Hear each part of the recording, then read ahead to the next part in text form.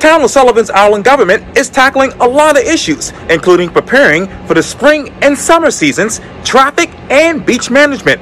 I talk one-on-one with Sullivan's Island Mayor Pat O'Neill for this edition of Quintin's Close-Ups. And if you haven't already, subscribe to my YouTube channel and like Quintin's Close-Ups on Facebook. Sullivan's Island Mayor Pat O'Neill, welcome back to Quintin's Close-Ups. Thank you, Quintin. It's great to be back with you. Oh, I appreciate it greatly. Needless to say, there's so much going on right now with the beach communities here in the Low Country, including Sullivan's Island. So tell me, as we sit here right now, Mayor, what's new, what's now on Sullivan's Island? Spring is here and summer impends. And with all of that come lots and lots and lots of visitors. So we're getting ready for that in every way we can. We actually have, pardon me, a meeting next week involving the mayors and police chiefs and other folks involved with the beach communities and Mount Pleasant, and Channel 4, who's been very helpful in helping us to get the word out to people with updates on conditions, of traffic conditions, beach conditions. But we're going to have what's now an annual planning meeting to kind of talk about what we've done together in past years that's been effective and what we might want to do that's different going forward, to try to make this as positive an experience as we can, both for the visitors and for the residents and for all of the employees of our towns. You know, on a beach weekend, ordinarily our population on Sullivan's Island is a little under 2,000 people, and that can swell to 5,000 to 6,000 people at any given time on a beach weekend. So that's a huge jump in population. It's a huge jump in responsibilities for our public safety people, both in dealing with traffic and also in securing the safety of, you know, a population that's 3 times bigger than it ordinarily is and 3 times bigger than we ordinarily staff for. So, Mayor, let me ask you this. With that, you know, population obviously soaring, you know, from, say, what, April until August, perhaps? Oh, through August, yeah. Wow. You know, we used to think of, you know, Memorial Day until Labor Day, but it's more than half the year now, frankly. Wow. You know, so what type of infrastructure do you have in place for all of this? Well, you know, we have our fine fire and rescue department as well as our great police department. We're limited in the number of paid employees we have, quite limited. We're fortunate in that we have an excellent volunteer force along with our fire department, and they provide a lot of the person power particularly for the safety and rescue kinds of efforts if things happen on the beach. With our police department, our new chief, Glenn Meadows, is bringing on board several additional people on a part-time basis to help with the beach traffic. He's going to tell me that he's going to have off-duty deputies from the sheriff's department that we pay to help with traffic control. So he's going to have 2 deputies will work each Saturday and each Sunday, and this will go on through October. Wow. To answer the earlier question. Yes, sir. And then we have what we call beach service officers. These are people who you'll see them patrolling the beach on the Kubota vehicles. They are out there to secure the safety of the people on the beach, help with enforcement of our beach regulations, and also help with enforcement of our parking regulations. So we've got 1 full-time beach service officer and 2 part-time officers throughout the year. But Chief Meadows is hoping to get that number up to a total of 8 for the summer, at least. So going up to a number of total of 8. So how much money do you have in the budget for that? That we figure will cost about $85,000. Wow. Yeah. And going back, obviously, Sheriff, I'm calling you a sheriff now. I'm sorry. This is this headache I've got right now. But my grandfather O'Neill was the chief of police where I grew up, so maybe it shows. Yes. But I know that Chief Meadows wants to bring in 2 Charleston County Sheriff deputies. So how much would that cost you all as a town? Well, that's what I was just saying. That part's the one that's about 85,000. I don't have the number on the top of my head Yes, sir. for the beach service officers. Officers. And is all of that? Well, let me ask you this: how is all of that covered in the town's budget? Yeah, we've got to pay for all of that ourselves. Wow, wow, Yeah, we get a little bit of assistance from the county, but not very much. very much. Wow. Yes, but what's great is I mentioned the meetings of the different municipalities, and I failed to mention that we also have representatives from the county sheriff's department there as well. So we're really trying to have a coordinated interagency effort. And what things have been discussed that you want to improve on as a town? I'm sorry, say that again? Yeah, what things that have been discussed already that you all want to actually improve on as a town? Well, we're always trying to improve as much as we can. One of the ongoing efforts that's related to the beach visitors as well as residents is all of our beach paths. We have a path to the beach, public access at virtually every cross street on the island, those are called stations on Sullivan's Island, as I think you know. Yes, sir. And at just about every one of those paths, we have to have boardwalks for lots of reasons, to protect the dunes, but also because, in areas, that's a pretty long path, and some of it goes through areas that flood during rainy season. So we're in the process of continually replacing these boardwalks, and they cost a pretty penny, anywhere from I'm thinking probably $200,000 to $500,000 a pop, because some of them are quite long, 300, 400, 500 feet long. Oh yeah, I know for sure, because I go on the island all the time for work. Well, let me ask you this: how many boardwalks need to be replaced right now at those particular stations? We've got right now, I think we're working on about 4 of them right now, not all at once, but for this season's collection of new boardwalks. Wow. And we had some new ones that we did last year, and we did some new ones the year before. So we're trying to get to where we have a regular cycle of replacement. They're in a rough atmosphere, salt air, and sometimes flooding. Oh yes, exposed to the elements. We've actually recently started using a composite material for the decking on these boardwalks, thinking that that we'll pay a little more, but it should last longer. Wow. So how much more do you have to pay for this composite? I don't know exactly how much more. I don't have the number handy.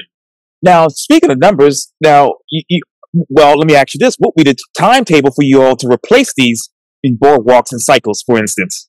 Well, as I said, I think we're working on 4 right now for this season, and I can't remember exactly how many we have. We start at we have a path at station 16, and goes to about 30. So we're probably more than 20 boardwalks, I can say. Wow. Now, yes, sir. Yes, sir. And as you probably know, we're in the fortunate position of having beach that's actually growing and secreting rather than, rather than eroding. Right. I heard. So what that means is every time we have to replace a boardwalk in an area, it's usually a longer boardwalk than the one we're replacing, because we've got more beach to traverse. Yes, sir. Yeah. So let me ask you this, Mayor. Do you all actually, as a town, have a separate funding for all of these boardwalks, or is it just lumped into the budget? Well, it's part of the budget in different categories, obviously. We have, an administration department budget, water and sewer budget, police budget, fire and rescue, and so on. And one of the things we've started doing in the last few years, is starting to put aside more money for capital projects that we may not know exactly when they'll have to be done, but we know that they will have to be done, so that we're not having to go out and borrow a ton of money all at once. So we've been in a very fortunate interest rate environment recently, so we've been able. Our council member, Scott Millimet, is the head of our finance committee, is very, very knowledgeable in these things.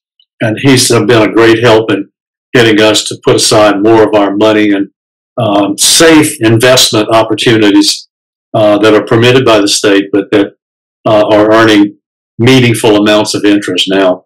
About 3 or 4 years ago, interest rates were like 0.5%, so you weren't going to do anything there. But we're positioned to take advantage of the better environment that we're in now. Well, let me ask you this, Dan. how do you match that interest rate with the money that you all have aside for the capital projects? Well, we try to enjoy as much of it as we can. We try to accumulate as much of the interest revenue as we can, and then that gets distributed typically into different kinds of reserves. Okay.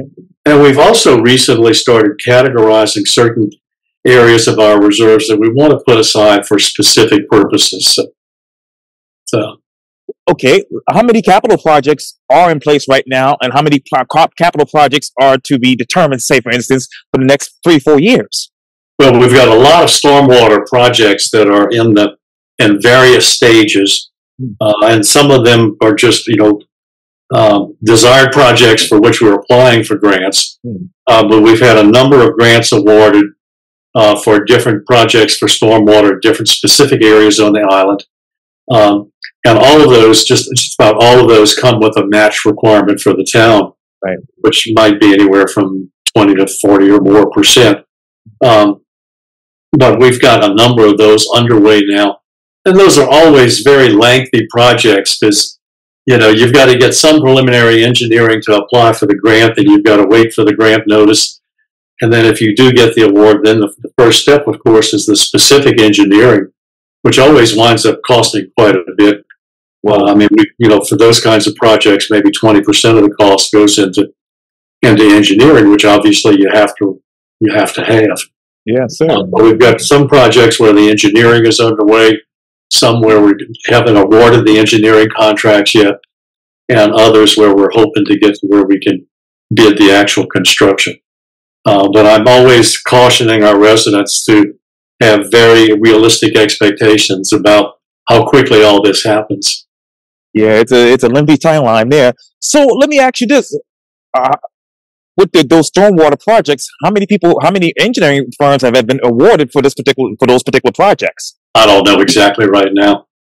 I've got a grid that our deputy administrator prepares for us, and okay, I refer to that when I need it. But I didn't know I needed today, Quintin. No, I'm just thinking off of what you're saying. No worries. I'm just trying to follow up. Well, let me ask you this then, Mayor. So with those stormwater projects, where exactly is the funding right now on the island? The funding? With the flooding, yeah. Where exactly on the flooding right now? Flooding is flooding. I'm sorry. The flooding is in many locations.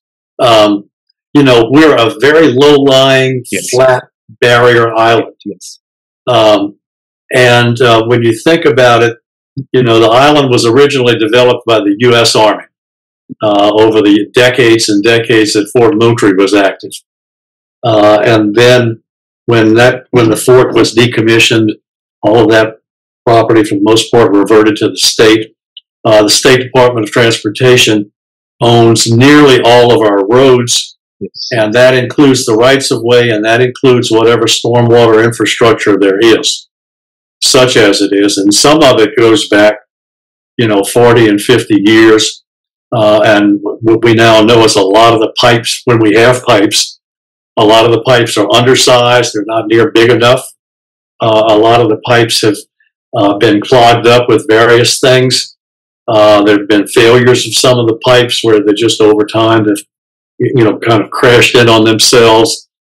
Ill-advised projects years and years and years ago might have caused them to get cut.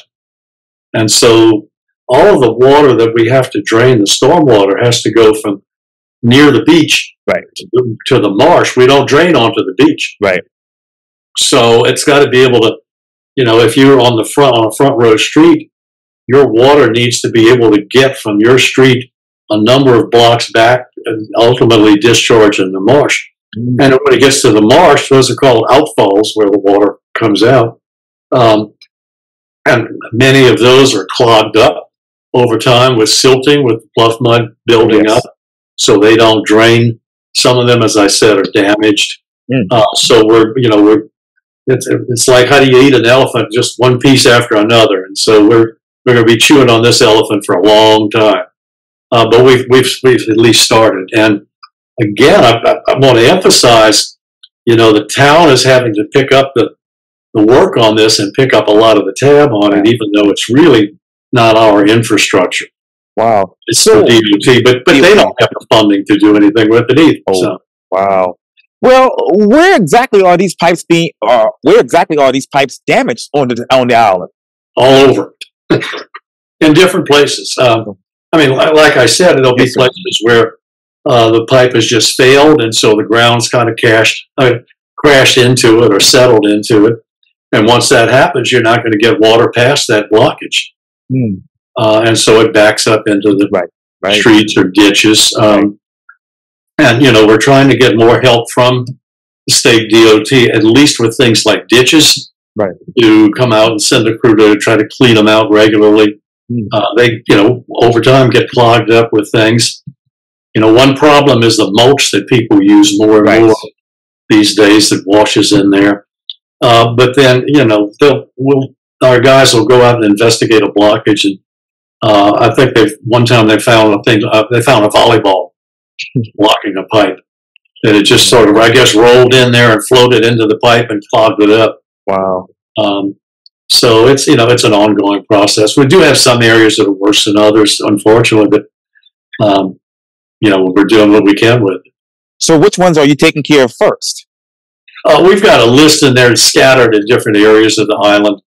And some of that is a function of where things are worse. Some of that is a function of where we were able to get funding for.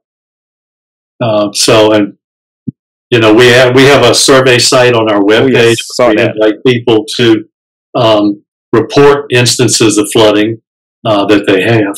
Right. And there's areas where it drains, but it drains slowly. And an interesting problem we have, I mean, it's worse than interesting if you're a property owner affected by it. But as I said, the pipes discharge out into the marsh. So if there's a pretty high tide, we get water flowing the wrong way, and the pipes where water can flow, it'll flow the wrong way because the tide water comes up into the drains and then into the street and into people's yards. That's an interesting tidbit you said there, because I wanted to know, how is Sullivan's Island a dry sand beach at all stages of the tide? I'm sorry, say that again. I had something small noise out here. Oh, yes, sir, no worries. How exactly is Sullivan's Island a dry sand beach at all stages of the tide? Well, the sand is built up out of the reach of high tide on the beach, because, you know, the sand moves around. Right. Yes, the beaches are really dynamic. They're always changing. Yeah. The general migration of sand along the East Coast is partly kind of from north to south. One of the curious things about our location is because of the jetties, which the Army Corps of Engineers built in the 1890s, it interrupts that down coast flow of sand. So we wind up accumulating sand, which otherwise would actually be going to Folly Beach. So how much sand have you all accumulated over the past year or two? I can't put a number on it. The numbers actually are almost not meaningful because it's hard to envision the units that are involved. But we have ongoing contracts with engineers. We work with the coastal engineer, Dr. Nicole Elko, who comes out annually and surveys different areas of the beach to see how far out the beach goes or how far it's receded or grown. And she can do a lot of complicated calculations to actually estimate the volume of sand that we have.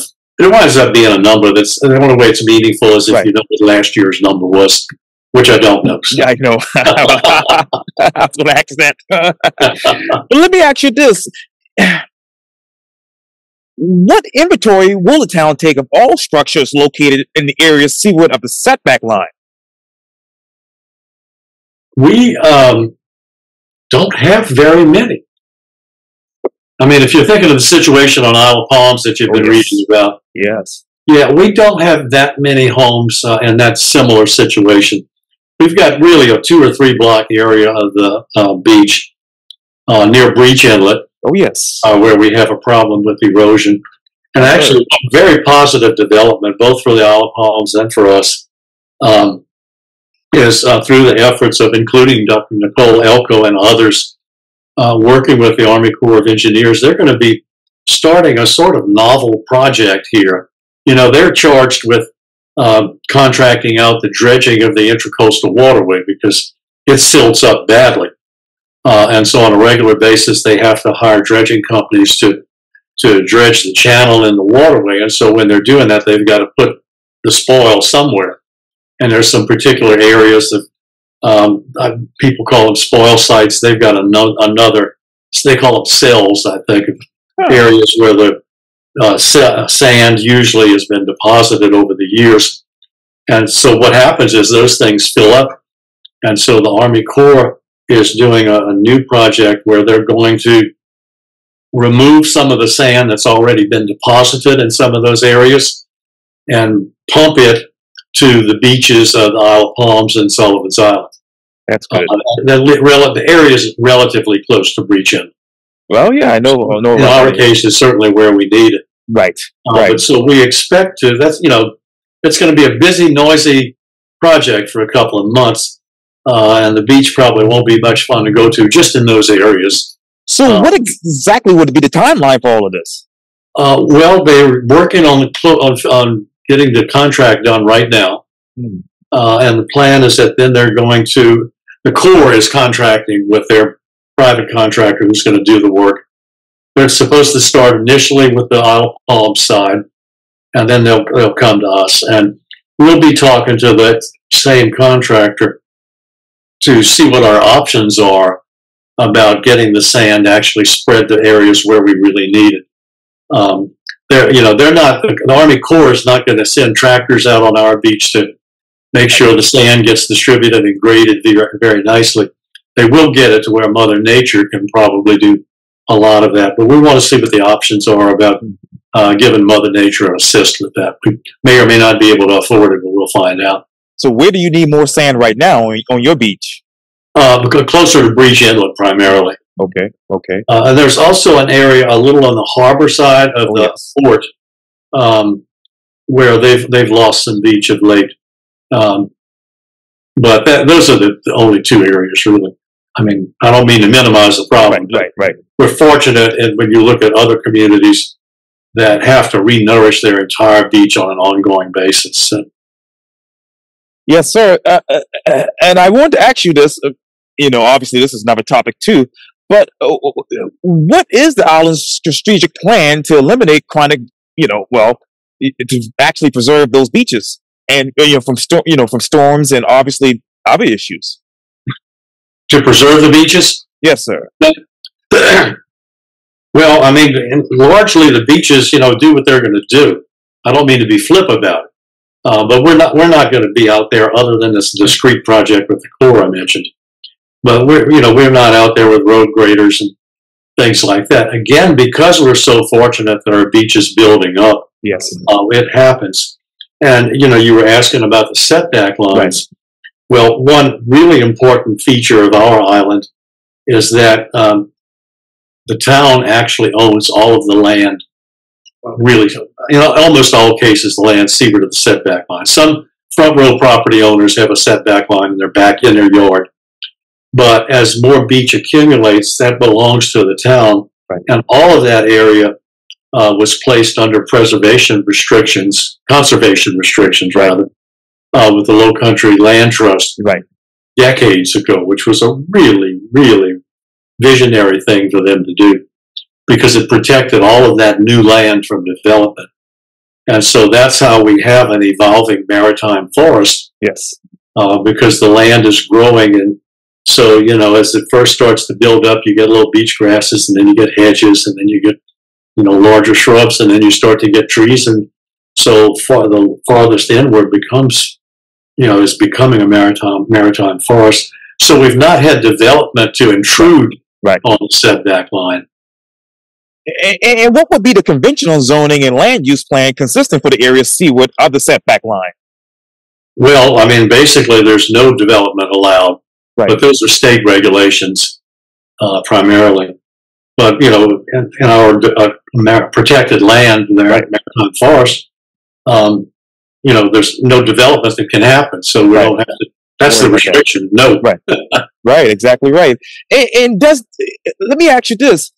In regards to the setback zone, does that include any drainage plans? Not in not in that land that's been accreting. Not typically, no. Okay. And so we wind up with, as it develops naturally, we wind up with low-lying areas that wind up being wetlands. Right. And I need to get you out there one of these days. Oh yeah, I haven't been. Yeah. Because there's a couple of the boardwalks where you can go over some of the wetlands, and you'll see ducks swimming around, and it's an unexpected kind of habitat. When people think of the beach, they think of dragging their wagon full of stuff and plopping down on the sand. And in our case, to get to the beach, it's like a nature excursion of itself. Yeah, can see a lot of different kinds of habitats. And speaking of which, in what way does the town have an inventory of turtle nesting in important habitats of the beach dune system and the protection of the restoration plan?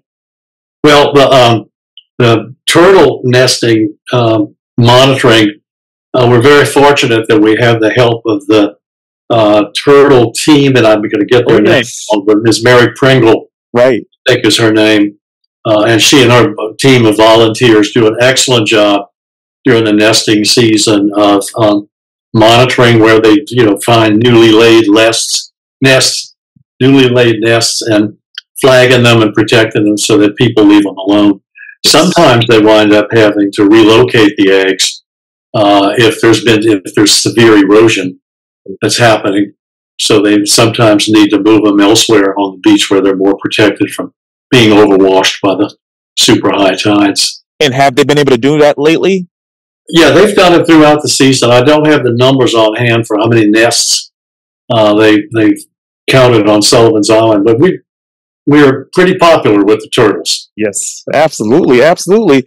And I want to talk to you about this. Obviously, I know that Hurricane I keep forgetting the name of it, the pronunciation that is, Idalia had an impact on the island. That one was lost on me too. Oh, okay. That's good to know. And I want to know this, Mayor. How do you going forth develop the town's post-disaster plan for something like this? Well, those are never our first rodeos, and so we've been through it too many times. Staff is very well trained and experienced. They know what to do if a hurricane threatens, and it's a lot more things than you might expect. For example, it includes we send one of our staff out, or a couple of them out, to drive the beach while somebody's videoing the condition of the beach, because we need to be able to demonstrate what the pre-hurricane conditions were like. So that takes place, and everybody's got their job. They know what they need to do, depending on how severe a storm it is expected to be, and how likely it is to hit, and how soon it'll hit. And then we've got another drill down for post-disaster. The town hall that we built a few years ago, and actually our even newer fire station, are all built with hurricanes in mind. We've got a large generator to power both facilities when power goes out. So, we've got an operations center right there that we can rely on.